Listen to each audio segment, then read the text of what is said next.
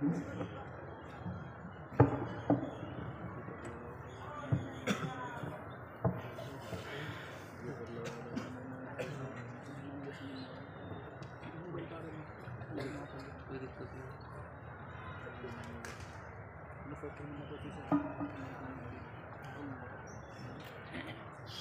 अलैकुम व रहमतुल्लाहि व बरकातुहू।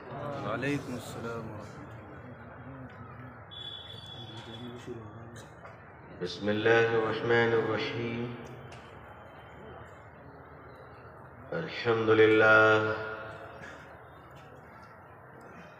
अल्हम्दुलिल्लाहि व कफ़ा व सलामुन अला इबादिहिल्लज़ीना इस्तफ़ा, अम्मा बअद। अल्हम्दुलिल्लाहि रब्बिल आलमीन वल आक़िबतु लिल मुत्तक़ीन वस्सलातु अला रसूलिही मुहम्मदिन व अला आलिही व अस्हाबिही अजमईन।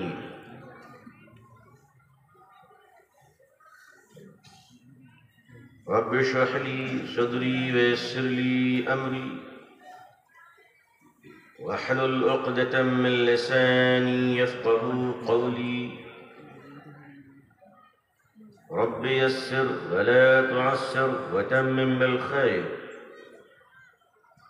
रब्बि ज़िदनी इल्मा, रब्बि ज़िदनी इल्मा, अल्लाहुम्मा रब्बि ज़िदनी इल्मन व अल्हिक़नी बिस्सालिहीन। अऊज़ु बिल्लाहि मिनश शैतानिर रजीम। बिस्मिल्लाहिर रहमानिर रहीम। अर्रिजालु क़व्वामूना अलन निसा। सदक़ल्लाहुल अज़ीम व सदक़ रसूलुहुन नबियुल उम्मियुल करीम। अल्लाहुम्मा सल्लि अला सय्यिदिना मुहम्मदिन व इत्रतिही बिअददि कुल्लि मालूमिन लक। अल्लाहुम्मा सल्लि अला सय्यिदिना मुहम्मदिन अब्दिका व रसूलिका व अलल मुअ्मिनीन वल मुअ्मिनात वल मुस्लिमीन वल मुस्लिमात।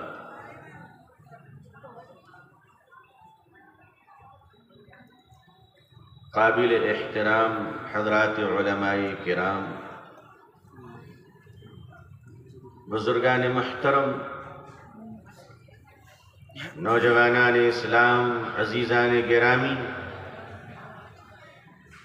सामिईन इज़ाम, अबाइदीन इलाक़ा, बरदह नशी ख़वातीन उम्मत इस्लामिया।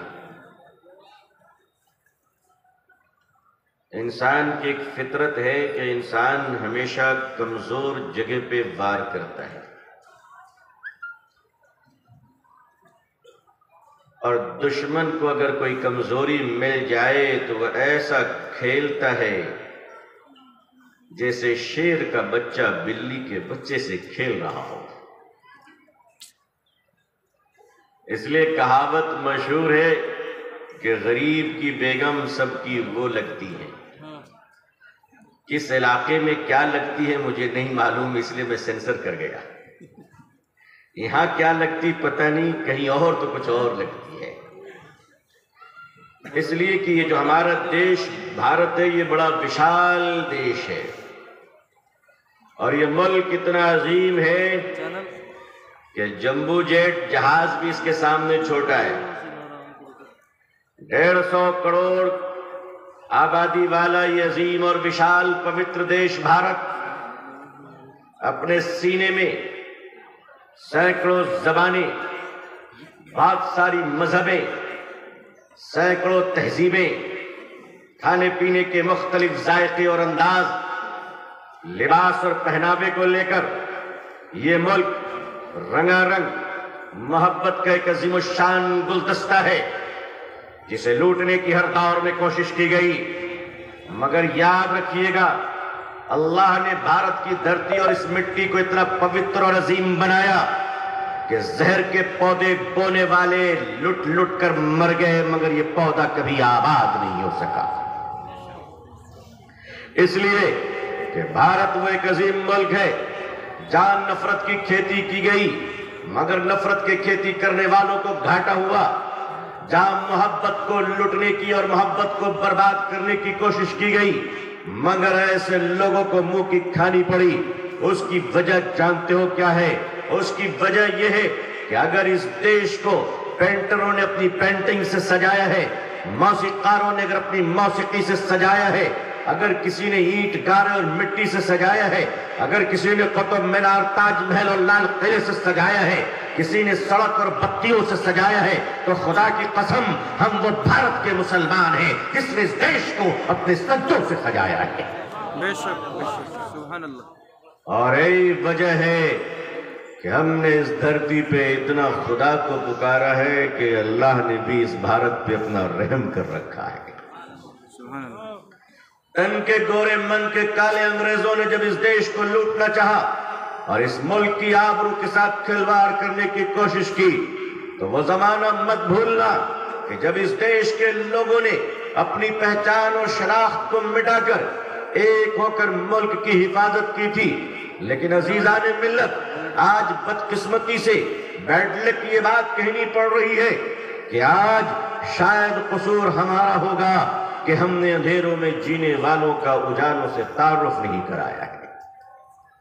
अगर हमने एक चिराग जला दिया होता, मेरे दोस्तों, मेरे बुजुर्गों, और ये हजारों के ठाटे मारता हुआ इंसानी सरों का समंदर, ऐ गैरतमंद मुसलमानों, याद रखना कि अंधेरे में चिराग रोशन करना तुम्हारी जिम्मेदारी है। अगर दुनिया अंधेरे में भटकती रही, लोग अगर अंधेरों में ठोकर खाते रहे, तो गुनाह तुम्हारे जिम्मे आएगा। इसलिए कि अल्लाह ने तुम्हें तो कुंतुम खैर उम्मतिन उखरिजत लिन्नास का वो अज़ीमुश्शान खिताब अता फरमाया, तामुरून बिल मारूफ व तनहौना अनिल मुनकर की वो अजीम कुव्वत तुम्हारे हाथ में अल्लाह ने अता फरमाई। कल क़यामत के दिन अल्लाह तुमसे पूछेंगे कि तुम्हारे जीते जी मेरे बंदे और मेरी बंदियां अंधेरों में किस तरह भटकते रहे। याद रखिएगा, अंधेरे को इससे कोई मतलब नहीं कि चिराग में जलने वाला दिया सोने का है या मिट्टी का है। अंधेरे को अगर फर्क पड़ता है तो चिराग से निकलने वाले रोशनी से फर्क पड़ता है। आप अगर चिराग जलाएंगे तो रोशनी पैदा होगी। अंधेरे से लड़ाई नहीं की जाती है, बल्कि अंधेरों में चिराग जलाया जाता है। अंधेरों के खिलाफ तकरीर नहीं की जाती है, बल्कि अंधेरों में चिराग जलाया जाता है। मेरे अज़ीज़ान मिल्लत, गुलामी सिर्फ उसको नहीं कहते कि आज अंग्रेज इस मुल्क को गुलाम बना ले या कोई और गुलाम बना ले। वो कौम कभी गुलामी की सोच, कभी गुलामी की जहनियत, कभी गुलामी के खौफ से नहीं निकल सकती।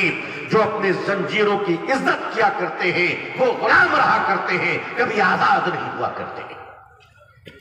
अल्लाह तबारक व तआला ने इंसानों को आजादी अता फरमाई, और ऐसी आजादी कि याद रखो, मेरे आका सल्लल्लाहु अलैहि वसल्लम ने फरमाया था कि इंसान जो पैदा होता है उसकी मां ने उसे आजाद जना है। दुनिया की कोई ताकत उसे गुलाम नहीं बना सकती। लेकिन सिलसिला चलता रहा, लोगों ने गुलाम बनाया। मुझे आज भी ये कहते हुए अफसोस हो रहा है कि इस धरती पर अगर सबसे मजलूम, सबसे जुल्म रसीदा, सितम रसीदा अगर कोई मखलूक रही है तो आसमान के नीचे जमीन के ऊपर वो मखलूक एक औरत रही है। और इसी को खेल बनाया गया, इसी को तमाशा बनाया गया। बड़े जमाने से लोगों ने फिरौन के दरबार में नचाया गया, नमरूद के दरबार में लौंडियां बनाई गई, शद्दाद के दरबार में बरहाना किया गया। वो जरा पूछो तो शराब खाने के मैखाने में जाम लहराने वाली, पैमाने हिलाने वाली वो भी लड़कियां उस दौर से लेकर आज तक औरतों पर जो जुल्म का सिलसिला जारी रहा, ये गुलामी का वो वक्त, ये गुलामी की बदतरीन शक्ल है जिसे आज तक कोई नहीं मिटा सका। लेकिन अजीजान मिल्लत, अगर किसी ने मिटाया था तो याद कीजिए उस दौर को जब बेवा औरत को मनहूस तस्वर किया जाता था, जब बेवा औरत की शक्ल देखने के बाद लोग अपनी राह के रुख को बदल दिया करते थे, जब बेवा औरत की शक्ल को उसकी औलाद देखना पसंद नहीं करती थी, उस दौर में जब मनहूसियत और मर्दूदियत के खिताब एक औरत को दिया जाता था, उस दौर में जवानी की शराब में और कड़ी जवानी में अगर किसी ने मक्के की धरती पे इस फलसफे को तोड़ा था और बेवा को इज्जत इकराम देने के लिए अगर किसी ने अपनी जात को पेश किया था, तो याद करो उस 25 साल के उस शानदार खूबसूरत नौजवान, उस बनी हाशिम के बेटे को, उस अब्दुल मुत्तलिब के पोते को, वो अब्दुल्लाह के तुर्रे यतीम को, वो अम्मा के लाल को, वो कौन था जो 40 साल की बेवा औरत खदीजतुल कुबरा के साथ निकाह कर एक 25 साल के नौजवान मोहम्मद रसूलुल्लाह सल्लल्लाहु अलैहि वसल्लम ने इस दुनिया को बता दिया कि बेवा मनहूस नहीं होती है बल्कि सुहागन होती है। बेशक। नाराए तकबीर, अल्लाहु अकबर, नाराए तकबीर, अल्लाहु अकबर, मौलाना अबू तालिब रहमानी जिंदाबाद। आज जो लोग नारी सम्मान, वुमेन्स फ्रीडम की बात करते हैं, मैं उन्हें टूटे हुए आईने के टुकड़े से उनकी शक्ल दिखाना चाहता हूं। सुभान अल्लाह। कि शायद तुम्हें अपना चेहरा नजर आए। भाषणों से अगर काम चल जाता तो भारत में राशन के बारे में कोई नहीं पूछता, लेकिन सब जानते हैं कि भाषण खत्म होने के बाद पूरी सब्जी पे ऐसा लोग टूटते हैं कि वो भूल ही जाते हैं कि वो इंसान है भी कि नहीं है। अजीजान मिल्लत, इस रुए जमीन पर इस्लाम के आने से पहले जिंदा बेटियों को दफन कर दिया जाता था।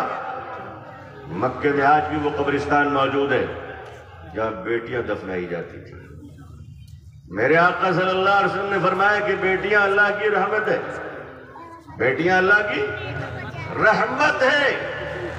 और बात यही खत्म नहीं होती, फरमाते जिसके घर में पहली बेटी आती है उसके घर में मुस्तफा का सलाम आता है सल्लल्लाहु अलैहि वसल्लम। मेरे आका सल्लल्लाहु अलैहि वसल्लम ने 3 बेटियों से शुरू फरमाया कि 3 बेटी का बाप जन्नती होगा। साहबी जरा उदास होने लगे क्योंकि कोटे में 2 ही अकाउंट थे। फरमाने लगे मेरा क्या होगा, क्योंकि मेरे बस की चीज तो है नहीं कि मैं प्रोडक्शन करूं। आका सल्लल्लाहु अलैहि वसल्लम फरमाया कि 2 बेटी का बाप भी जन्नत में जाएगा। एक वाले जरा ऊपर नीचे देखने लगे कि नंबर मेरा भी लगेगा कि नहीं लगेगा, लेकिन रहमतल लिल आलमीन सल्लल्लाहु अलैहि वसल्लम ने उसे भी मायूस नहीं फरमाया। बेटी के बाप को जन्नत की बिशारत दी,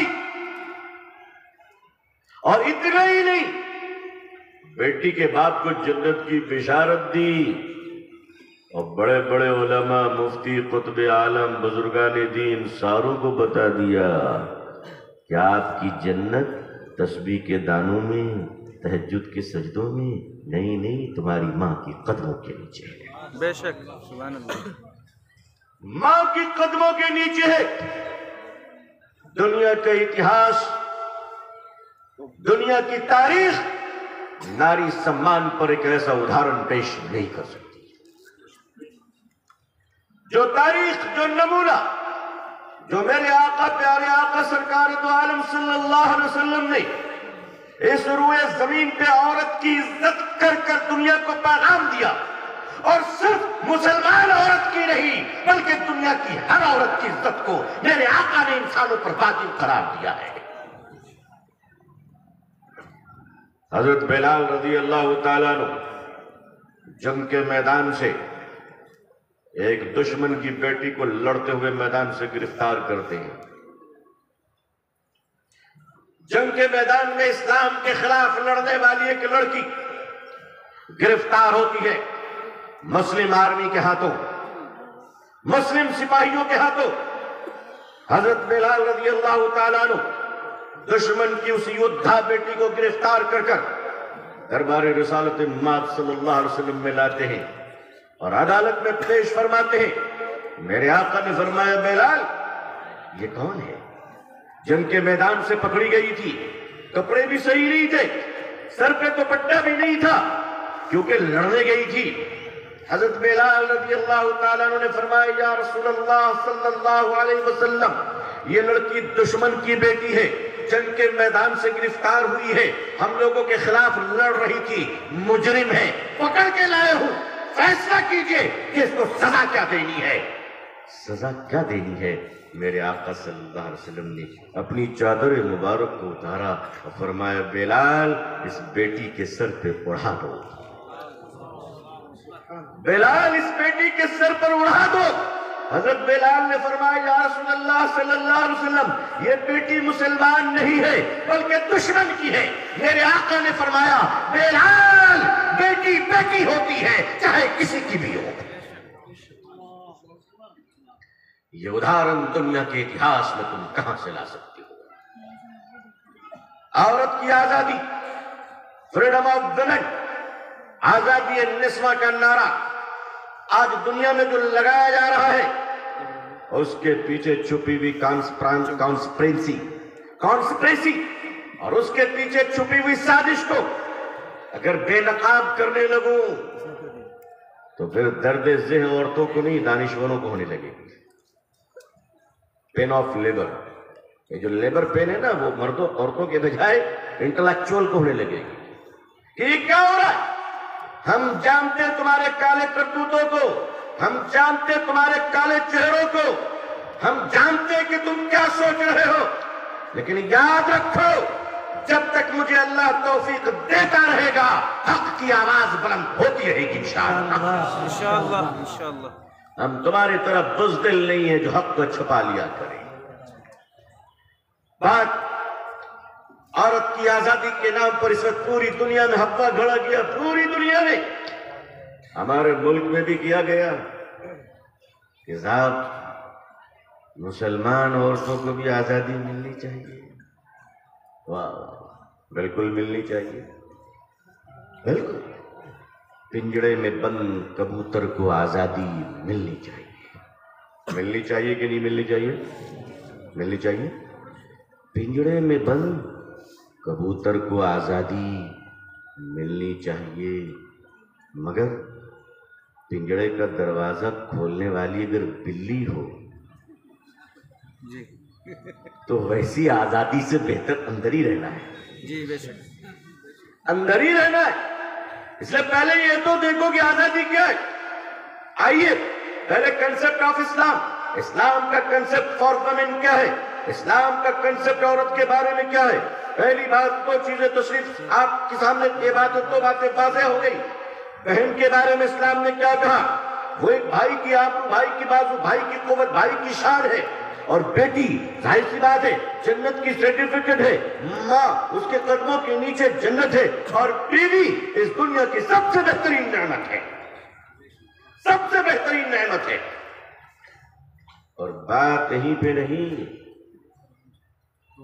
इस्लाम ने अपने पूरे दीन में, देखो इस्लाम मजहब नहीं है, मजहब तो रस्मो रिवाज और चंद अकायद और फलसफे और इज्तिहाद का नाम होता है, उसमें तब्दीली की गुंजाइश होती है। इस्लाम नॉट अ रिलीजन, इस्लाम मजहब नहीं है, इस्लाम अल्लाह का दीन है। क्या है ये? Way of life. ये पूरी हयात, तर्ज़े हयात, उसूल हयात है, ये आदाब जिंदगी है।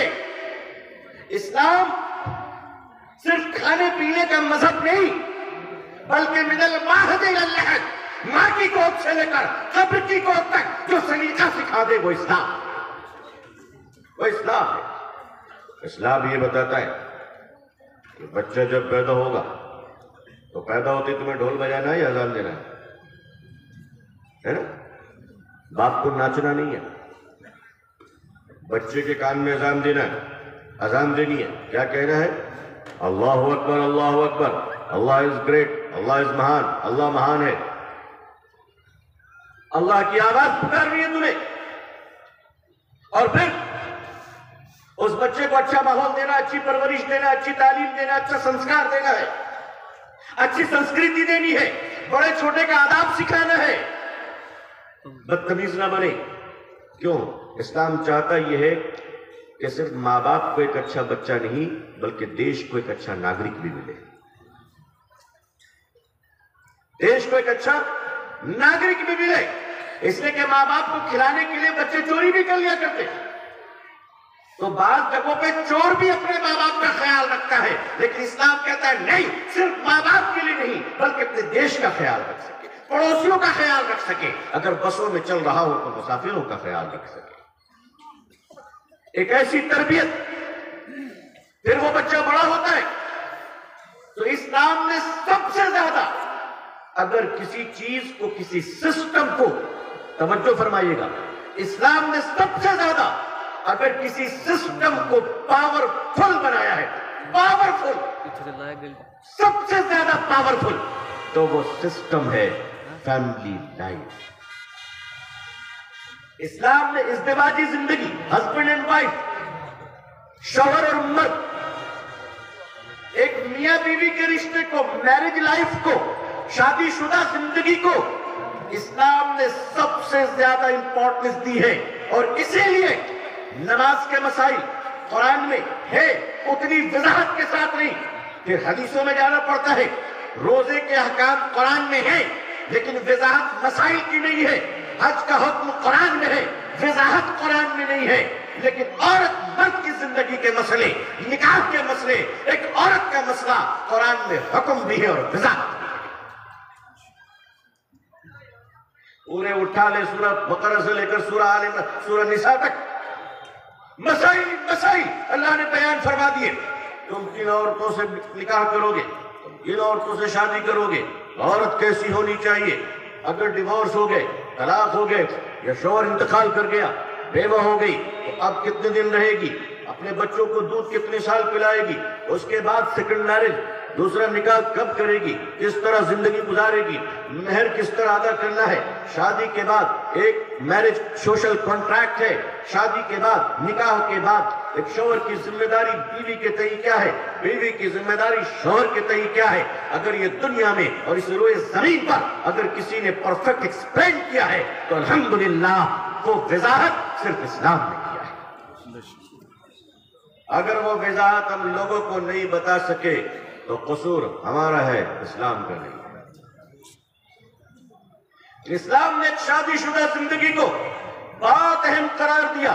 उसकी वजह क्या है, उसकी वजह भी समझिए, फिर आपको ये बात समझ में आएगी कि आज औरतों को ही टारगेट कर इस्लाम पर निशाना साधा जा रहा है। बहाना औरत है, असल निशाना तो इस्लाम है। इस्लाम है, इस्लाम ने 8 फलसफों में 3 अहम हैं। 3 उसूल इस्लाम ने इस दुनिया में इंसानों को दिए। एक ये लाइफ फैमिली सिस्टम, समाज के लिए, मुआशरे के लिए इस्लाम ने निकाह का तसव्वुर पेश किया। शादीशुदा जिंदगी, एक मुल्क और हुकूमत चलाने के लिए इस्लाम ने सियासत का तसव्वुर पेश किया। और इकोनॉमी, मईशत, आर्थिक अवस्था को ठीक करने के लिए इस्लाम ने इकोनॉमिकल पॉलिसी दिया। और तीनों चीजें दुनिया में दी। आज दुनिया की तागुती ताकतें, आज दुनिया के बदमाश, आज दुनिया के क्रिमिनल, आज दुनिया के पूंजीपति, आज दुनिया के साहूकार, पैसों को लूट कर रखने वाले, आप सब जानते हैं कि दुनिया के अंदर सिर्फ 3% लोग हैं जिनके पास पूरी दुनिया के 70% कैपिटल उन्होंने कब्जा कर रखा है।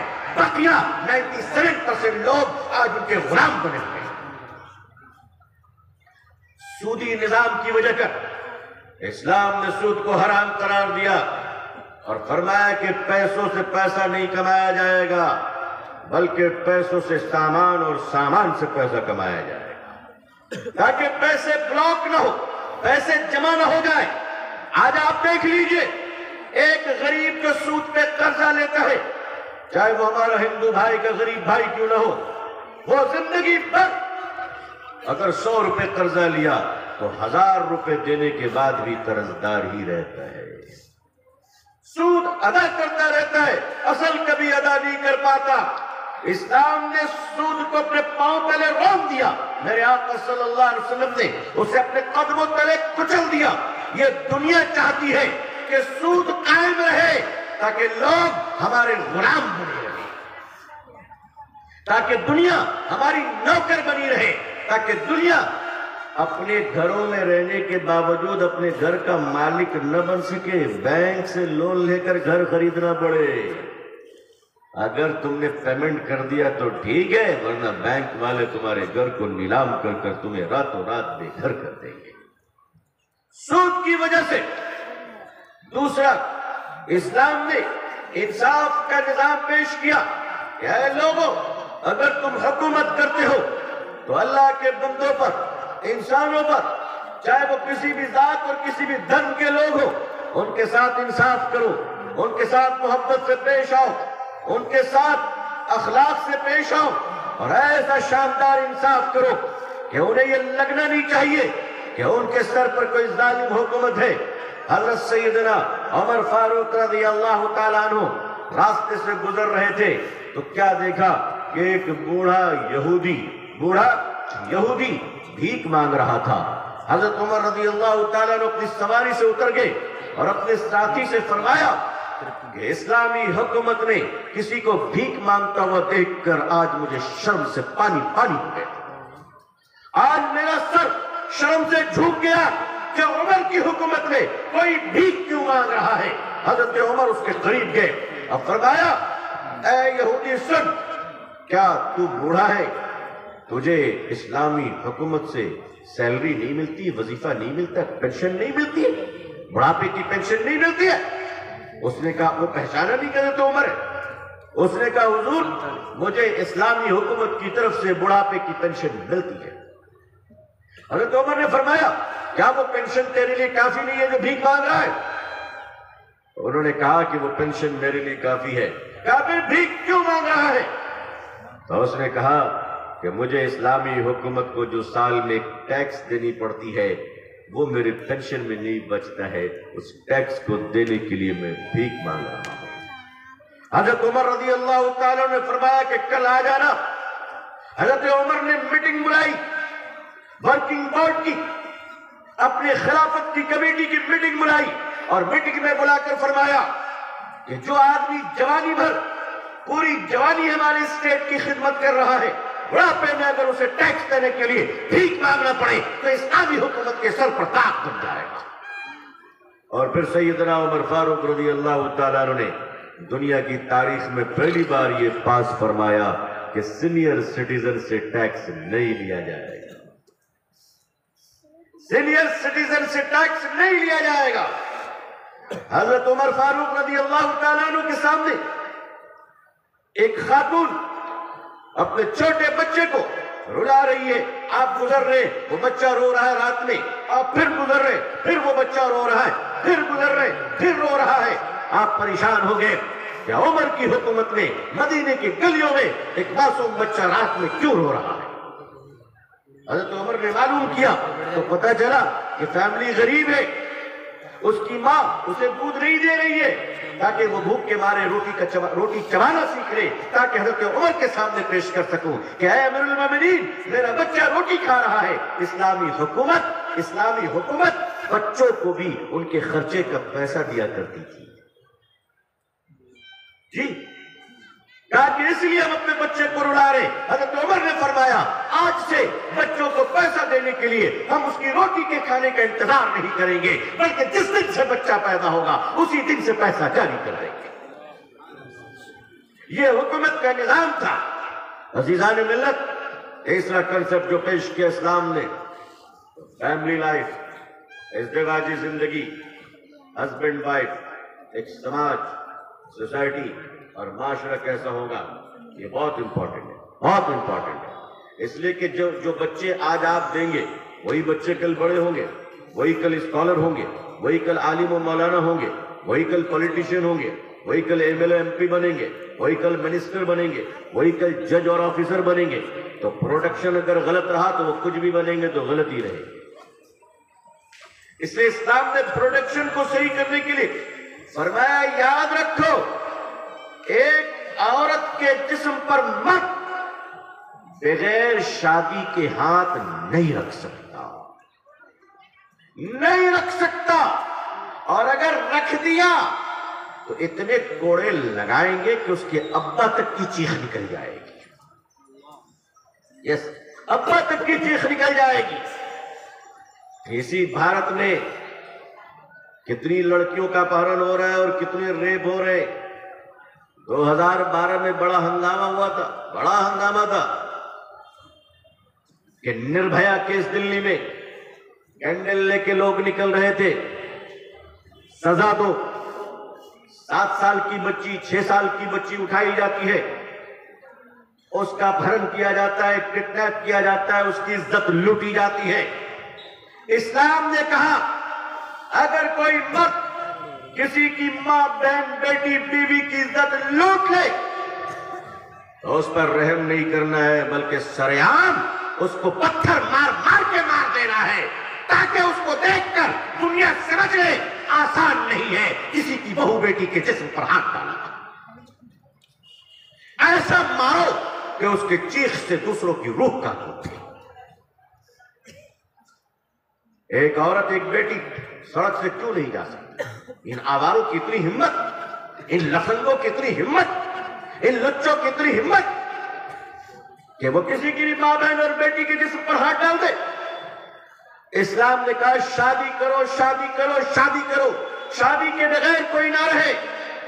और फरमाया इस्लाम ने शादी का हुक्म दिया, आदेश दिया।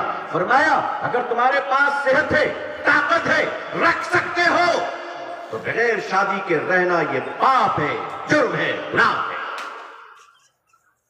निकाह, और निकाह के बगैर समाज के बारे में इस्लाम ने सोचा ही नहीं।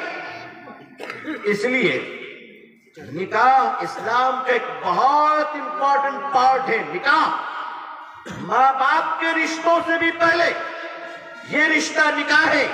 दोबारा सुनिए, मां बाप के रिश्तों से भी पहले निकाह का रिश्ता इंपॉर्टेंट है, इसलिए कि निकाह पाक है। यही वजह है कि अल्लाह ने दुनिया में जो पहली औरत पैदा किया हजरत हव्वा को, तो हव्वा पहले मां नहीं बनी बल्कि हजरत आदम की पहले बीवी बनी। तो औरत इस दुनिया में और जन्नत में मां बनकर नहीं, बीवी बनकर आई। इस धरती पे सबसे पहली औरत जो आई वो मां बनकर या बीवी बनकर? जी, बीवी बनकर। अल्लाह ने बताया कि बीवी कितनी इंपॉर्टेंट है, इसलिए कि निकाह के जरिए से फिर रिश्ते चलते हैं। निकाह के जरिए से रिश्ता चलता है। एक बच्चे को अगर दादा दादी मिलते और मिलती है तो वो इसलिए कि उसके बाप ने उसकी मां से शादी की है, और एक बच्चे को अगर उसे नाना मिलता है, नानी मिलती है, तो इसलिए कि उसकी मां ने उसके बाप से शादी की है।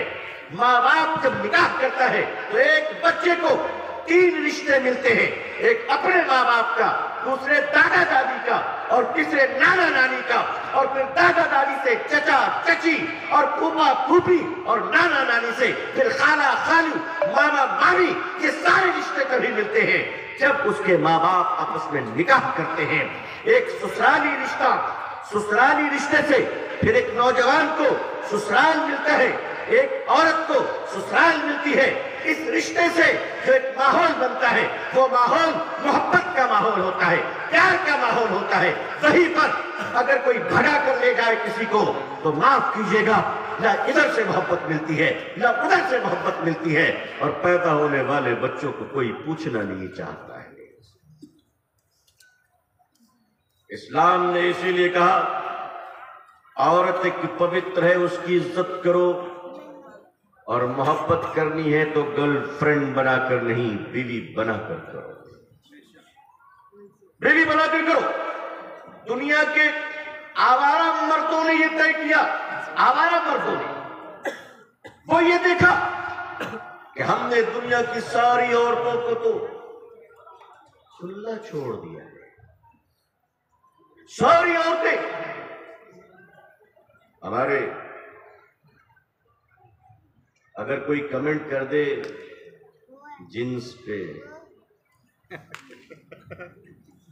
बेचारे भोगी है, इसलिए मैं ज्यादा नहीं बोल रहा है। इतना भी कहना जुर्म है कि फटी को, अरे फटी को फटी नहीं कहेंगे तो क्या सटी कहेंगे? ठीक ही तो कहा है माननीय मुख्यमंत्री जी, क्या गलत कहा उन्होंने? मगर उनका प्रॉब्लम यह है कि फटी हुई जिन्स से भी दिक्कत है, ढके हुए बुर्के से भी दिक्कत है। जो लोग कल कहते थे मुसलमान औरतों के चेहरों से नकाब हटाओ, क्या हो गया? वो भी मास्क पहन के घूम रहे। अरे भैया, औरत के चेहरे से हटाते हटाते आप क्यों नारी बन गए? नजर न आने वाला चींटी से एक छोटे वायरस ने आपको ऐसा डरा दिया कि आप मुंह ढके चल रहे हैं। तो जब एक मामूली चींटी से भी छोटे वायरस से डरकर आप मास्क पहन रहे, तो आवारा और लुच्चों से बचने के लिए हमारी औरतें अगर बुर्का पहन रही तो दिक्कत क्या है यार? जी दिक्कत बहुत अच्छा है। आप समझने की कोशिश कीजिए, हमारी मुस्लिम बेटियां जब तक तुम नकाब में रहोगी, ये दुनिया इंशाअल्लाह अपनी औकात में रहेगी। इंशाअल्लाह औकात में रहेगी। तुम नकाब मत छोड़ो, तुम अपना हया मत छोड़ो, पर्दा न छोड़ो।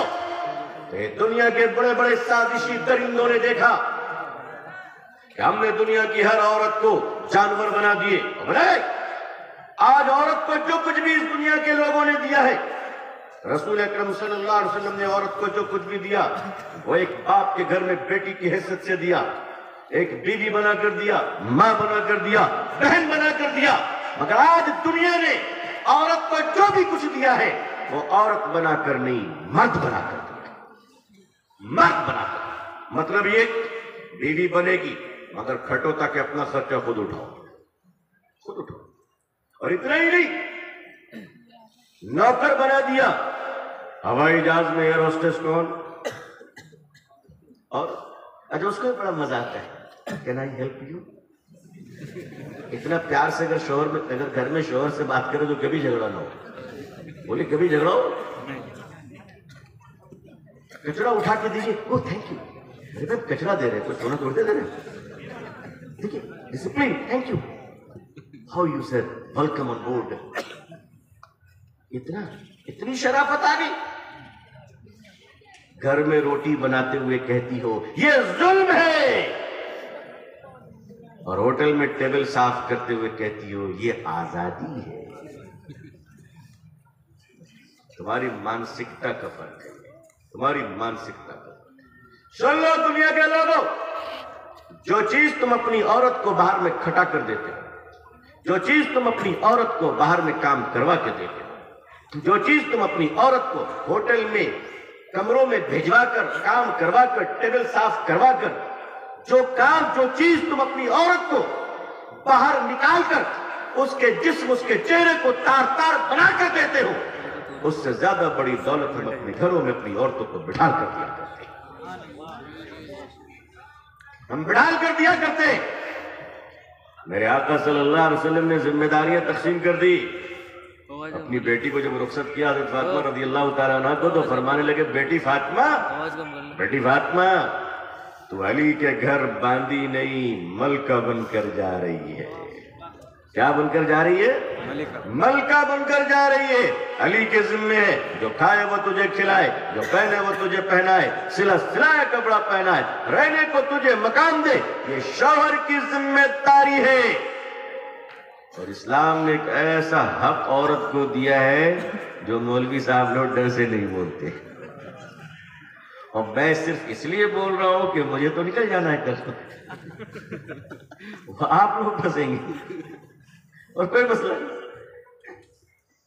बीवी के जिम्मे पका कर देना नहीं है। आई समझ में? अब सब लोग डर रहे, क्या कर रहे हैं, तो पूरा सिस्टम सबोटाज हो जाएगा। कल से मालूम है मुफ्ती साहब टिफिन लेके टहल रहे कलियर शरीफ में, कहा क्या हुआ, कहा वो नाश्ता मंगवाई है लेकर जाना है। मौलाना साहब का वो रात के जलसे से आइएगा, खाना लेते हुए आइएगा। आगे फरमाइए, सुनिए, बीवी के जिम्मे, शौहर के जिम्मे, निकाह के वक्त हम लोग क्या कहते हैं? शौहर को नान नफका कहते कि नहीं कहते? क्या कहते हैं बोलो तो? नान नफका किसके जिम्मे है? बीवी के जिम्मे। नान नफका, आप ही बता दीजिए नान का तर्जुमा क्या है? रोटी। अगर कच्चे आटे को नान कहते हैं तो मैं दोबारा पढ़ूंगा जाके। मैं ज्यादा पढ़ा लिखा आदमी नहीं हूं, लेकिन मैं जानता हूं कि नान के माने रोटी होती है ना?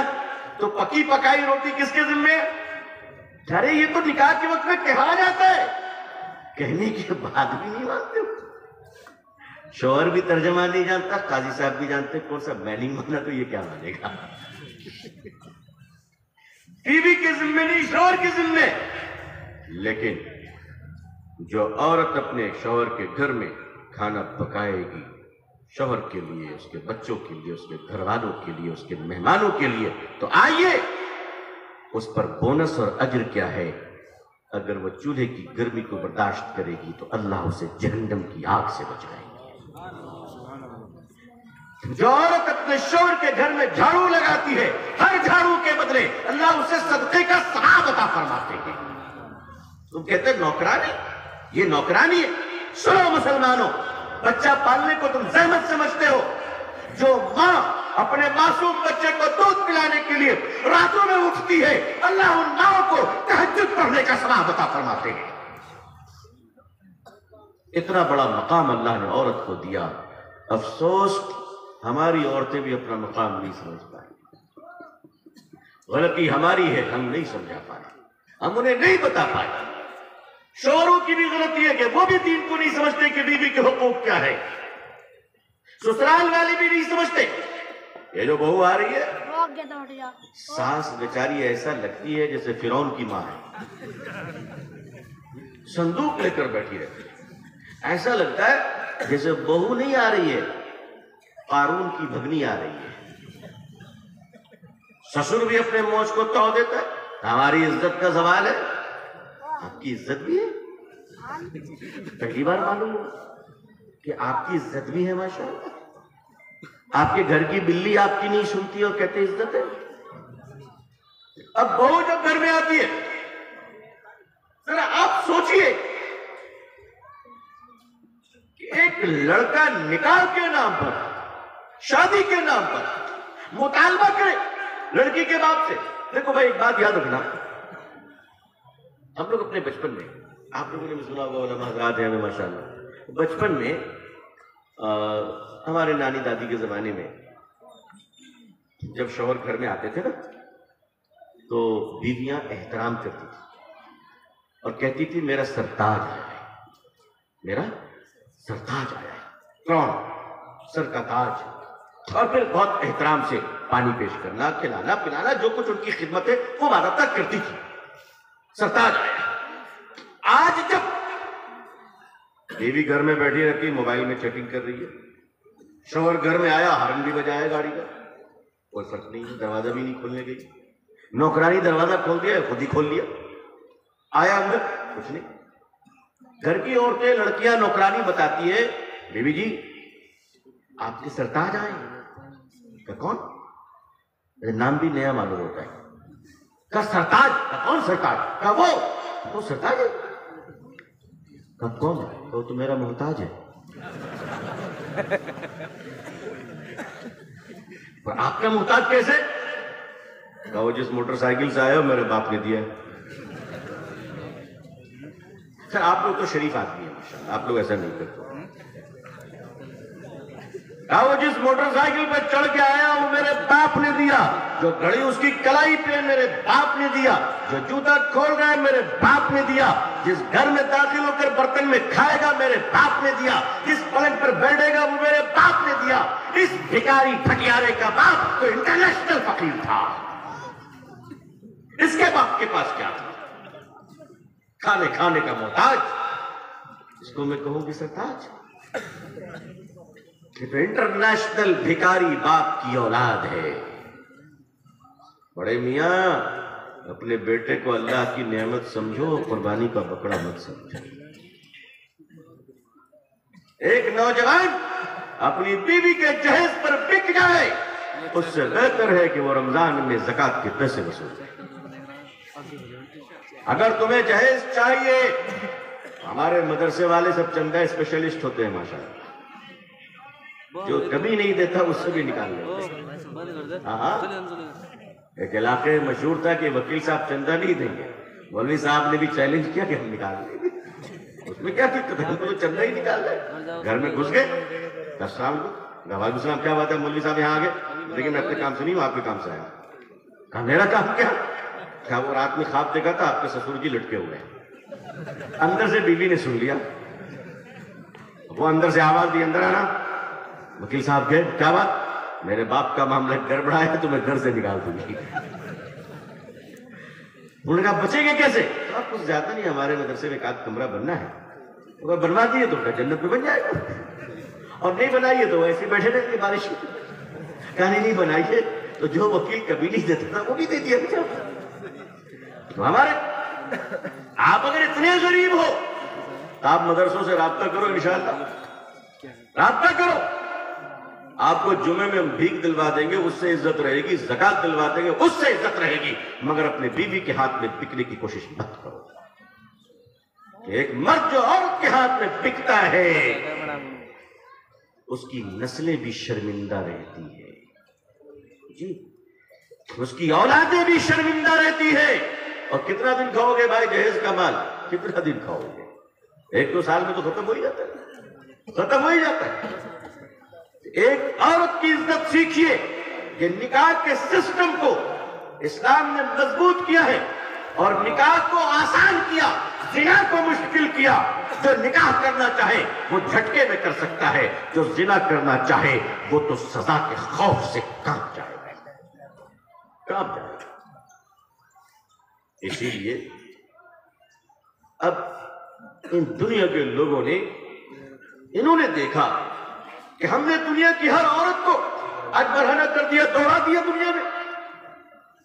जब जिसको चाहा ऑफिस सेक्रेटरी बनाया, कितने केसेस है उनकी इज्जतें लूटी गई, ऑफिस कारखाने में, फैक्ट्री में, बसों में। क्या ये सच्चाई नहीं है? अब इन्होंने देखा कि दुनिया की हर औरत पर तो हमने हाथ साफ कर लिया, मगर साफ नहीं कर सके तो मुसलमान औरत पर हाथ साफ नहीं कर सके। बोलिए इंशाअल्लाह तुम कयामत तक नहीं कर सकोगे। अब ये मुसलमान औरत को फरगलाने के लिए कई मोबाइल फोन का गिफ्ट करवा रही है, कई आजादी का नारा लगवा रहे हैं, कई वीडियोस दे रहे मुसलमान औरतें। जानते उसकी वजह क्या है? क्योंकि मुसलमानों के अभी भी रिलेशन, लाइफ, फैमिली सिस्टम बाकी है, अल्हम्दुलिल्लाह, अल्हम्दुलिल्लाह। लेकिन आज यूरोप में, वेस्टर्न कंट्रीज में कुछ भी नहीं है, कुछ भी नहीं है, कुछ भी नहीं। हाल ये है कि अब तो पासपोर्ट में और स्कूल के फॉर्म में आपके नाम लिखने की जगह ही खत्म कर दी गई है, जगह ही खत्म कर दी गई है, इसलिए कि उनको मालूम ही नहीं कि उनका बाप कौन है। अरे बच्चा तो छोड़िए, मां को नहीं मालूम कि उसका बाप कौन है। फ्रांस में एक मिनिस्टर रही है 2007 में, मिस रचीदा, 3 साल या 2 साल रही शायद, 2009 तक लेडी फ्रांस की। ध्यान दीजिए, वजीर इंसाफ, मिनिस्टर ऑफ जस्टिस, उसने बहुत जोरदार तकरीर की मुसलमान औरत के खिलाफ।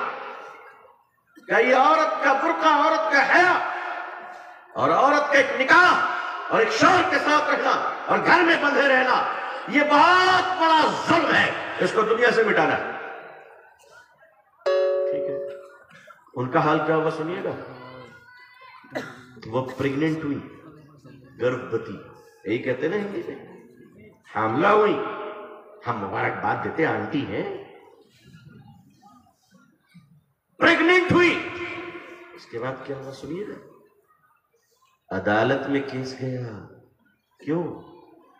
इसलिए कि 8 लोगों ने दावा किया कि यह बच्चा मेरा है। उस बेशरम औरत कहती है मुसलमान औरत पर जुल्म हो रहा है। तुम्हारी तरह हमारी औरतें बदनसीब नहीं है, बच्चों के बाप हमारे यहां कन्फर्म रहते हैं। आज यूरोप में क्या हो रहा है? यूरोप में यह हुआ कि लंदन में एक औरत खुद अपना वाकया लिखी, बड़ी तड़प कर लिखी, अपनी जिंदगी से तौबा की। सुना है कि वो ईमान भी लाई। हुआ ये कि 16 साल की उम्र में आवारगी में किसी नौजवान के साथ उसका ताल्लुक हुआ और वो बच्चे की मां बन गई। वो बच्चे का मुंह भी नहीं देखी, हॉस्पिटल में गई, बच्चा डिलीवरी हुआ। बच्चा कौन थे इसे पता नहीं, बच्चे वो लड़का था। फिर 16 साल के बाद वो लड़का जवान हुआ। ये खातून 32 साल की हो गई, पता भी नहीं चला। एक शॉपिंग मॉल में मां बेटे का इश्क हो गया।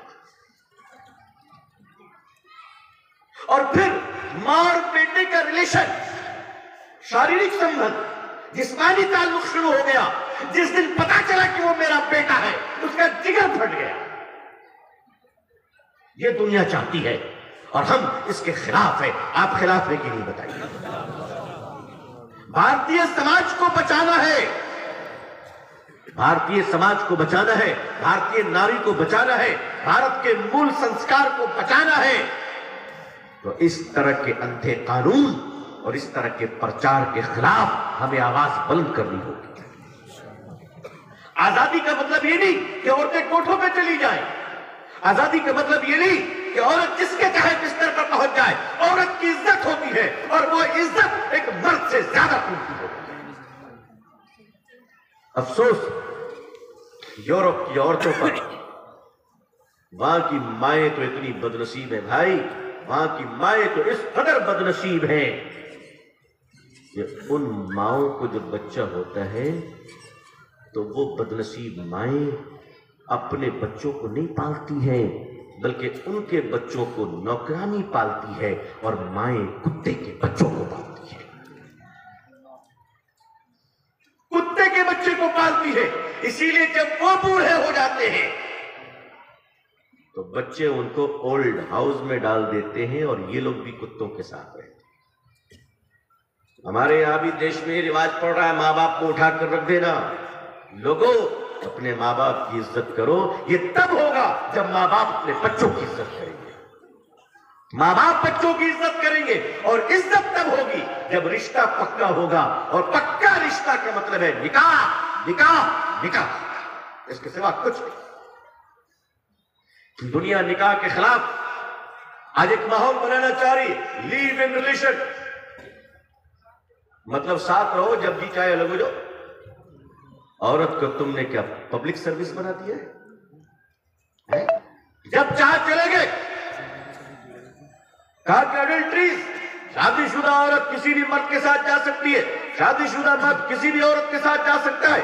ये क्या आवारगी है? इंसान और जानवर में फर्क होना चाहिए। इस्लाम ने औरत को इज्जत दी है। औरत पब्लिक प्रॉपर्टी नहीं बल्कि अल्लाह की नेमत है। उसके बच्चे भी नेमत है, उसका जिस्म भी नेमत है, उसकी आबरू भी नेमत है। आज भारत के कोठों पे 5 लाख से ज्यादा हव्वा की बेटी, 5 लाख से ज्यादा इंसान की बेटियां आज प्रोस्टिट्यूशन का काम कर रही है, आज इज्जत बेच रही है। उन बेटियों की इज्जत तुम्हें नजर नहीं आती, उनकी आजादी नजर नहीं आती कि कोठे पे जिनके कमरों में रोजाना लाइन लगाकर मर्द जाता है और पैसे देकर उनके जिस्म से खेलता है। हम इसके खिलाफ हैं। हम कहते हैं आओ, और हम उस औरत को भी इज्जत दिलाते हैं और कोठों से एक एक औरत को उतार कर उसे बेटी का मकाम दिलवाते हैं। है तुम्हारी हिम्मत? आज हजारों औरतें वहां जा रही हैं। क्यों? तुम कहते हो शादी करके जिम्मेदारी कौन लेगा? भाई, शादी करके जिम्मेदारी कौन लेगा? हमें तो उसके जिस्म से खेलना है, जो चाहे करो। आज अगर इस सोच में, इस फिक्र में अगर सबसे बड़ी रुकावट कोई दुनिया में है तो वो रुकावट कौन है? इस्लाम। कौन है वो? इस्लाम है। इसीलिए इस्लाम के ऊपर अटैक हो रहा है, इसीलिए इस्लाम के खिलाफ बोला जा रहा है कि इस रुकावट को दूर कर दिया जाए और मुस्लिम औरतों को किसी तरह से बेआबरू कर दिया जाए। हम तो कहते हैं मुसलमान क्या, इस देश की हिंदू बहन की भी इज्जत पर हम आचार्य नहीं देंगे इंशाअल्लाह। भारत का मुसलमान इन बहनों के लिए भाई का किरदार निभाएगा इंशाअल्लाह।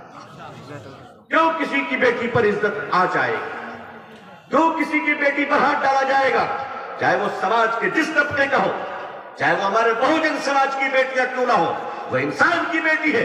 जात और बिरादरी, धर्म और भाषा अलग हो सकता है, मगर इस्लाम ने हमें तालीम दी है अल खल्क़ु अयालुल्लाह वासुदेव कुटुंबकम, ये सारी मखलूक एक ईश्वर की है, एक अल्लाह की मखलूक है। हम सब आपस में भाई और बहन है, चाहे किसी भी जात और किसी भी धर्म और किसी भी प्रांत और किसी भी भाषा और किसी भी देश और किसी भी राज्य का रहने वाला, सारी मखलूक ये इस्लाम ने हमें दर्श दिया है। और इस दर्स का सबसे बड़ा एग्जाम्पल और इस दर्स का सबसे बड़ा नमूना यह है कि इस्लाम ने मुसलमान के लिए मुसलमान का जूठा नहीं, इंसान के लिए इंसान के जूठा को पवित्र करार दिया है।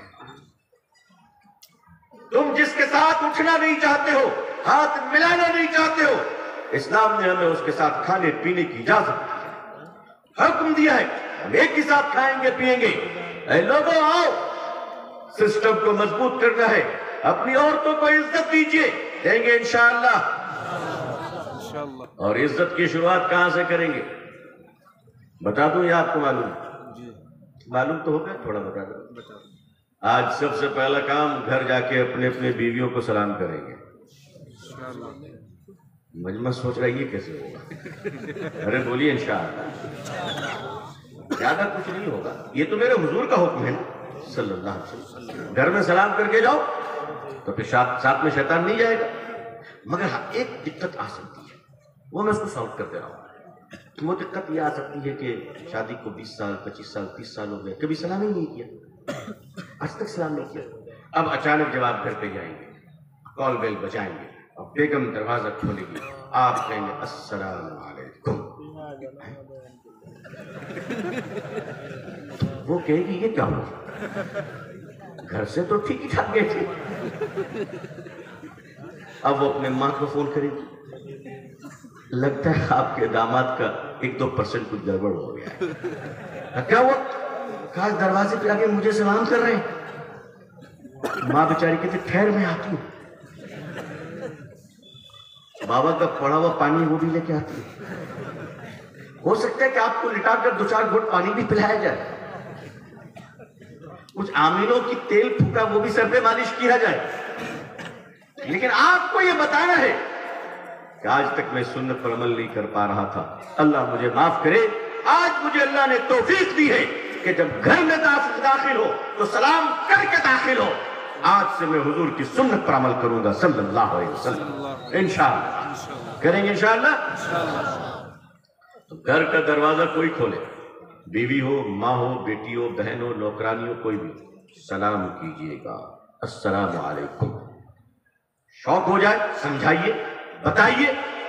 घर में दाखिल होकर दरूद शरीफ पढ़िए, घर में अमन आए, घर में सलामती आएगी, घर में इत्मीनान मोहब्बतें पैदा होंगी।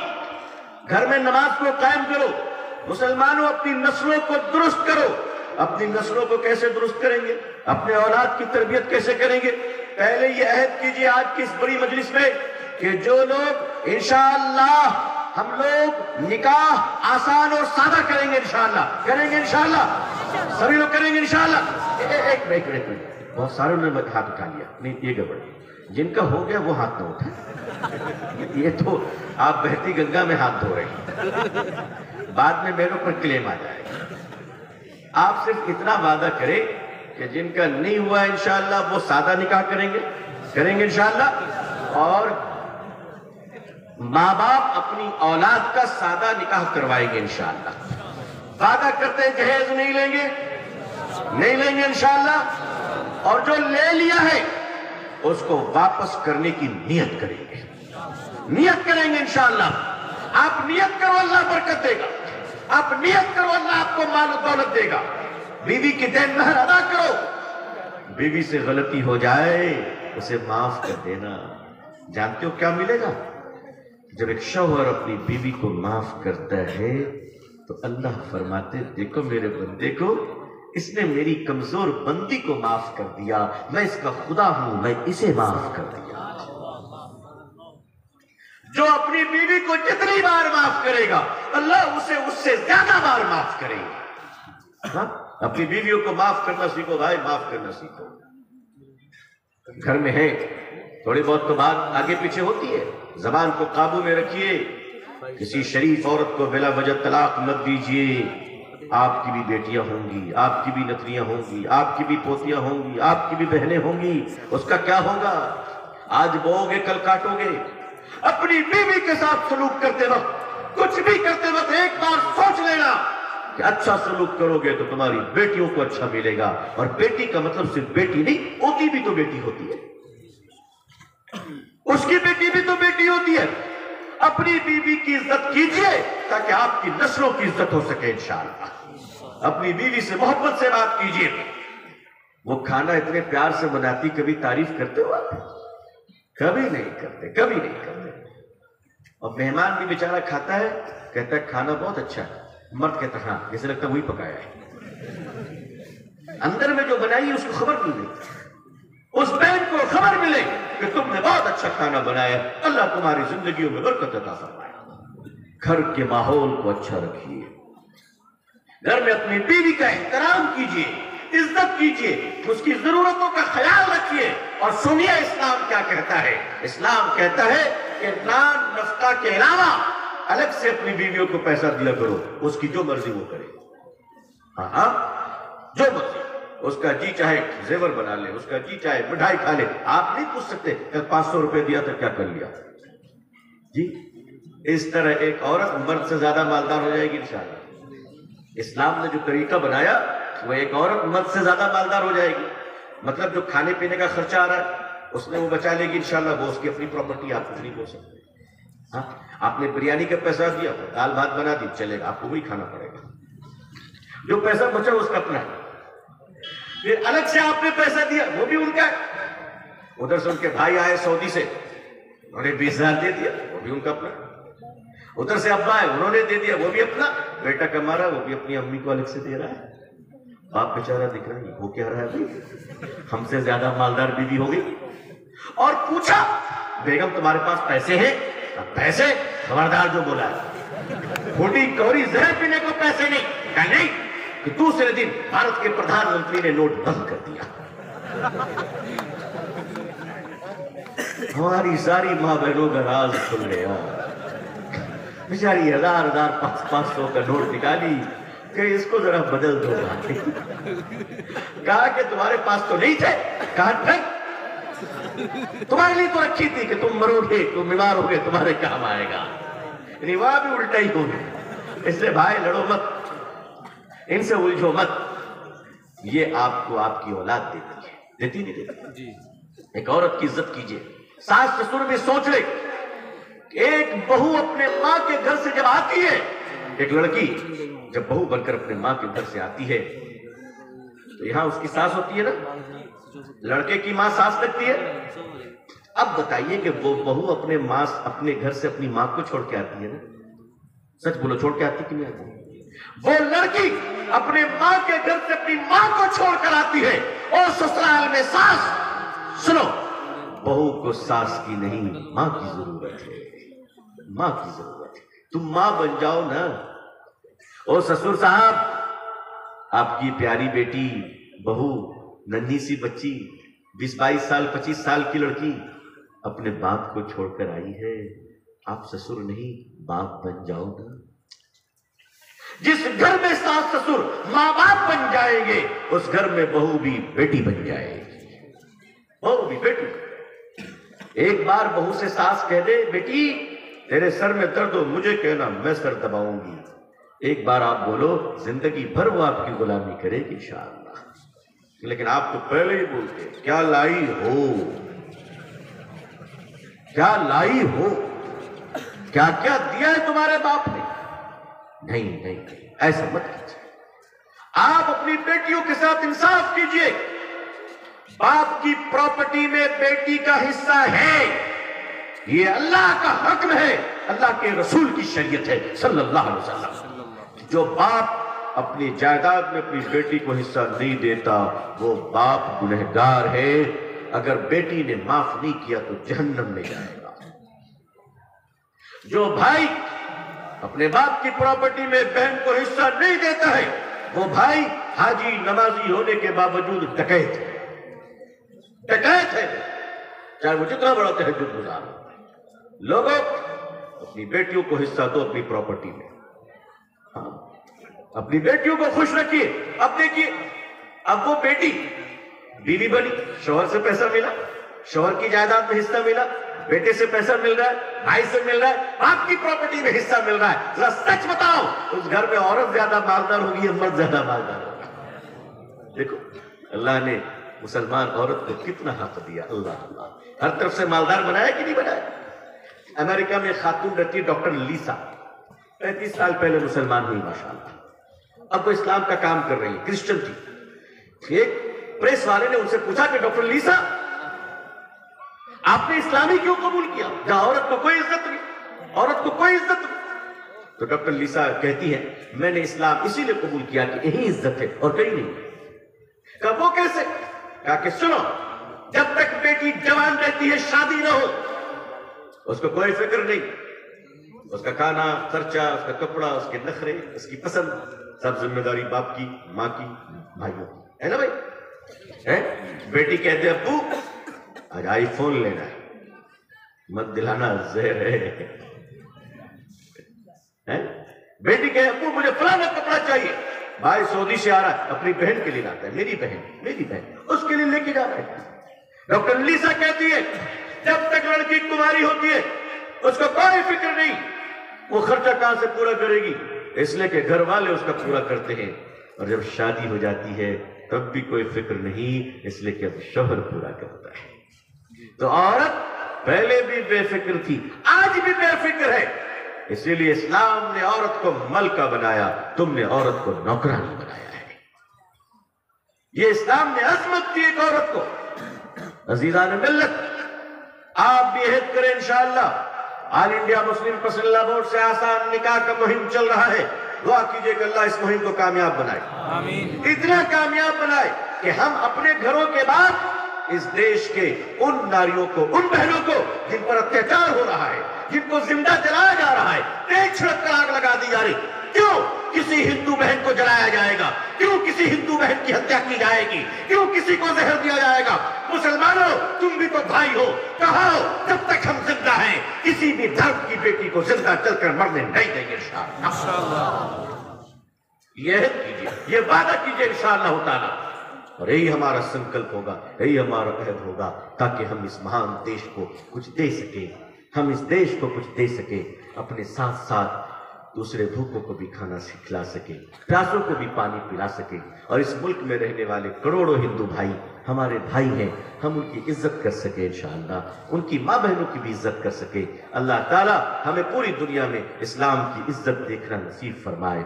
अक़वाम आलम और अहले हिंदुस्तान के दिलों में अल्लाह इस्लाम के लिए और मुसलमानों के लिए जज्बे मोहब्बत और एहतराम पैदा फरमाए। अल्लाह ताला हमारे देश भारत में अमन और शांति अता फरमाए। यहाँ के रहने वाले मुसलमान भाई, हिंदू भाई, सबों में आपस में प्यार, मोहब्बत और भाईचारगी अता फरमाए। अल्लाह ताला हमें और आपको, हम सब की आल औलाद को, अहल अयाल को इज्जत, आफियत, सलामती, खैर, खुशहाली, सेहत और तंदुरुस्ती के साथ इस्लाम पे जिंदगी, ईमान पर खात्मा नसीब फरमाए। मैं बेहद शुक्रगुजार हूँ इस बहुत बड़े मजमे का। अल्लाह आप लोग को सलामत रखे। एक दरख्वास्त है, कभी याद आ जाऊं तो मेरे लिए दुआ कर देना। अल्लाह अपना बना के रखे, अल्लाह अपना बना के रखे। अल्लाह शोहरत के फितरों से हमारी हिफाजत फरमाए। अल्लाह अपनी महबूबियत अता फरमाए। मैं बेहद शुक्रगुजार हूँ आप सबका, हम अपने मुंतज़मीन का, बिलखसूस हज़रत मौलाना हारून साहब दामत बरकातुहुम का, आपके रुफ़क़ा का, मदारिस मदरसा और अहले मदरसे का और तमाम बुजुर्गों का। अल्लाह आप सबको खुश रखे, आबाद रखे, सब्ज़ो शादाब रखे, अपनी बेहतरीन नेमतों से अल्लाह नवाजे। आमीन या रब्बल आलमीन। आखिर दावाना अल्हम्दुलिल्लाहि रब्बिल आलमीन। वस्सलामु अलैकुम व रहमतुल्लाहि व बरकातुहू। वालेकुम अस्सलाम व रहमतुल्लाह।